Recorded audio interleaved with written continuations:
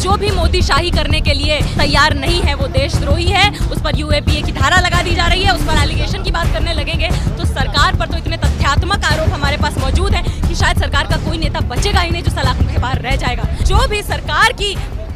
चाटुकारिता में लगा हुआ है आज केवल वही देशभक्त है, और हर वो ताकत, हर वो आवाज जो जनता की आवाजों को, जनता के दुख दर्दों को लोगों के स्क्रीन तक ला रही है, उस पर सवाल उठा रही है, वो आज देशद्रोही करार दिया जा रहा है। ये वही मोदी जी हैं जो चाहते हैं कि मीडिया केवल इस तरीके के सवालों पर,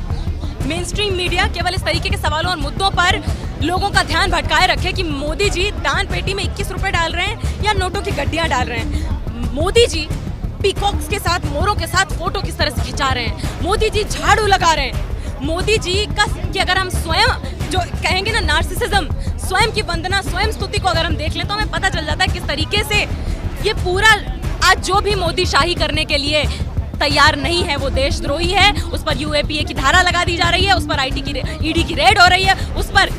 सूरज उगने के पहले उसको अरेस्ट कर लिया जा रहा है बिना अरेस्ट वारंट के, और उसको कुचलने की पूरी कोशिश की जा रही है। आप एक बात बताइए, ये जो आरोप लगाए गए हैं कि एनमिटी प्रमोट कर रहे हैं, आईपीसी की धाराओं के क्रिमिनल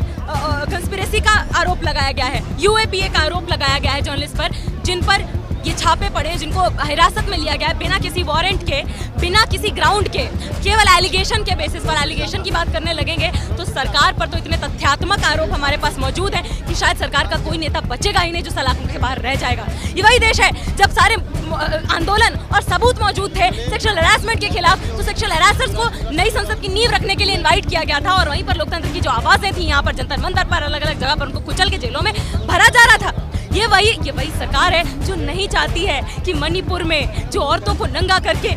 उनके साथ गैंगरेप किया जा रहा है उन्हें न्याय नहीं मिल रहा है। वही सरकार जो रेपिस्टों को, बिल्किस बानो के रेपिस्टों को, उसके परिवार के हत्यारों को बरी करती है माला पहना के, और रेप विक्टिम्स के लिए स्ट्रगल करने वाले एक्टिविस्ट पर लगातार हमला कर रही है, उन पे यूएपीए के धाराएं लगा रही है। इसके सबूत हमारे पास मौजूद हैं। हमने देखा है कि जो लोगों के अधिकारों की बात कर रहे हैं वो जेलों में सड़ रहे हैं, बिना बेल के जेलों में दम तोड़ने के लिए मजबूर हैं, और जो कोई भी सरकार की चाटुकारिता में लगा है वो लगातार इस देश में अपनी स्थिति को बेहतर कर पा रहा है। केवल वही अमीर है जो अपनी जमीर बेचने के लिए तैयार है इस देश में। आज एक समय पर चांदी के चमचे हमारे देश में हुआ करते थे, आज के समय में चमचों की चांदी है। चमचों की बात करें तो गोदी मीडिया, दरबारी मीडिया, दलाली मीडिया जो है, जो केवल सरकार की प्रशस्ति गान में, स्तुति वंदना में लगी हुई है, उसी को तूल दिया जा रहा है। और सरकार और बाजार का, कॉर्पोरेट सेक्टर का जो नापाक गठजोड़ है, हर जमीर रखने वाली ताकत को या तो खरीद ले रहा है, और जिस स्वर को खरीद नहीं पा रहा है उसको कुचल दे रहा है। उसी धारा में हमें ये न्यूज़ के जर्नलिस्ट पर ये अटैक सामने दिखाई पड़ता है।